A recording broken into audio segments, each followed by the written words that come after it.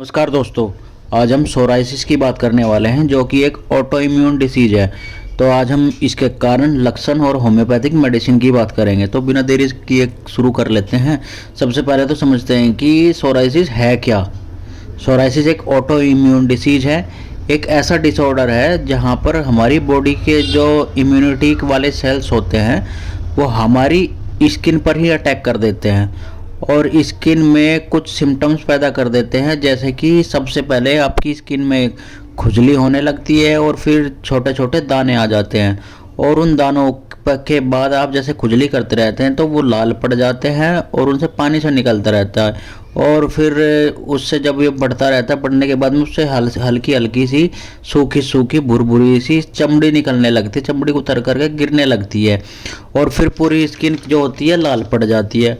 जैसे मैंने पिक लगाई है, आपने देखा है कि उसमें भूरी भूरी और वह सूखी सूखी स्किन से निकल रही है, उनके पीछे रेड रेड सा हो रहा है।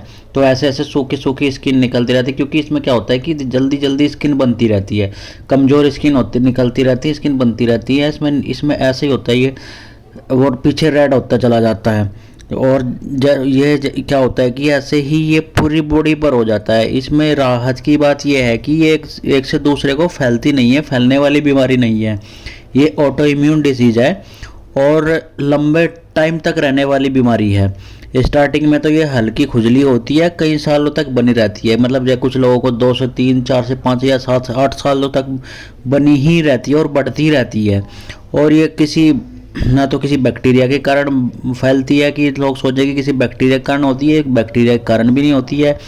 जब हमारी रोग प्रतिरोधक क्षमता जो है वो ज़्यादा ही एक्टिव हो जाती है और स्वयं की मतलब अपनी ही बॉडी के सेल्स को मारने लगती है, या कहेगी स्किन के सेल्स को मारने लगती है, और फिर सोराइसिस के सिम्टम्स आने लग जाते हैं और ऐसा करके सोराइसिस हो जाता है। बात करें इसके कॉज की, मतलब इसके कारण की, इसके कारण तो मतलब ज्ञात ही नहीं, अज्ञात है इसके कारण।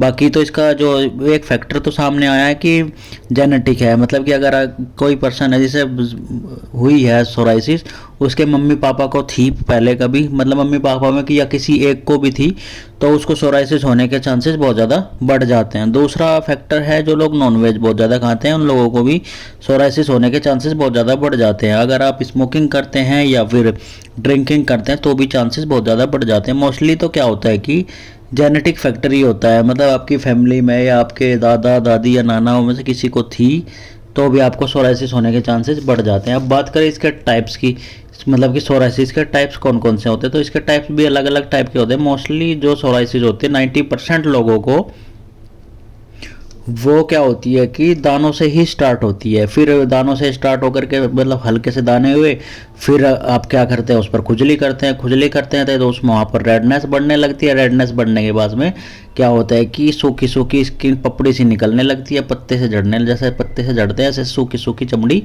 गिरने लगती है। और वहाँ की जो स्किन होती है, आप खुजली करते हैं, स्किन निकलती है, स्किन रेड हो जाती है, रेड ही रहती है। जैसा कि मैंने इमेज लगाई है, आप इमेज देख ही रहे होंगे।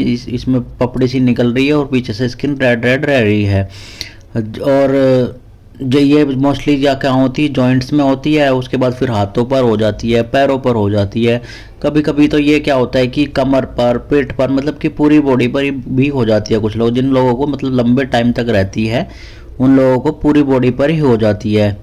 वैसे तो ये मतलब कुछ लोगों को होती है जो 1-2 पैचेज में होती है, लेकिन मैंने जैसे बताया कि ये लंबे टाइम तक जिन लोगों को रह जाती है उनकी पूरी बॉडी पर फैल जाती है। और इससे क्या होता है, स्किन निकलती रहती है, ड्राइनेस हो जाती है।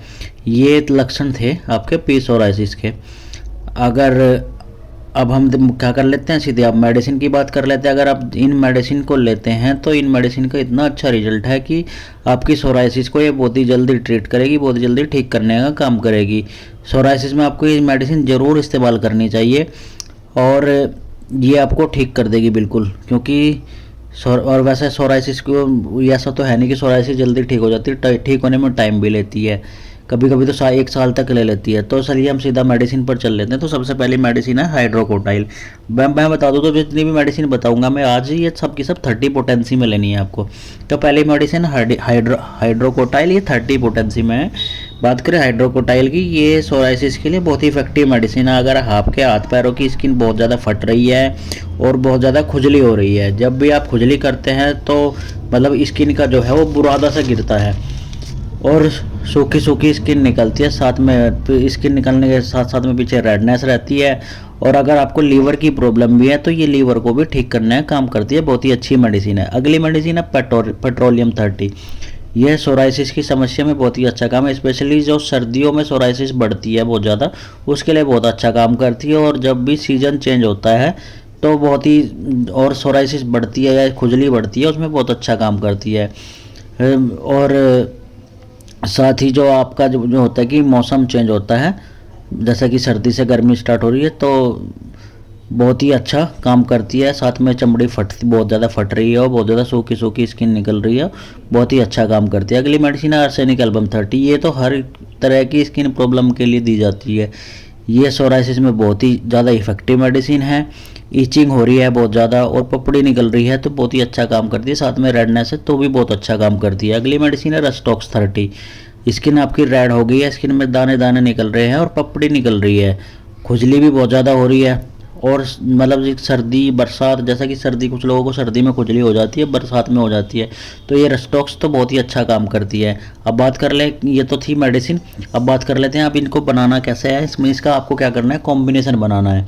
आपको ये चारों medicine hydrocotyle 30, petroleum 30, arsenic album 30 और रस्टॉक्स 30 होम्योपैथिक स्टोर से ले लेनी है। और साथ में उससे खाली एक 100 ml की खाली शीशी भी ले लेना, और उसमें बराबर मात्रा में ये चारों मेडिसिन आपको खाली शीशी में मिला लेनी है। उसके बाद क्या करना है, मिलाने के बाद में 2 बूंद सुबह 2 बूंद शाम को कंटिन्यू आपको इस कॉम्बिनेशन की यूज करनी है।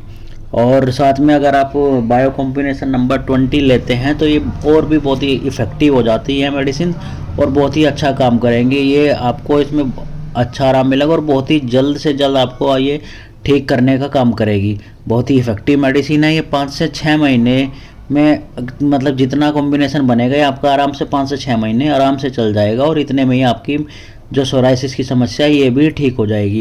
लगता है मेरी इन्फॉर्मेशन आपको अच्छी लगी ही होगी। अगर आपको मेरी इन्फॉर्मेशन अच्छी लगी है तो मेरे चैनल को लाइक कर दे, शेयर कर दे, सब्सक्राइब कर दे, और आने वाली वीडियो के लिए बेल आइकन ओपन जरूर करके रखें, क्योंकि बेल आइकन ओपन करके रखोगे तो मेरे वीडियो का नोटिफिकेशन आप तक जल्द से जल्द पहुँचेगा, और जिससे आप अपनी हर तरह की बीमारी से जल्द छुटकारा मिल सकेगा आपको। तो थैंक यू, कल मिलते हैं।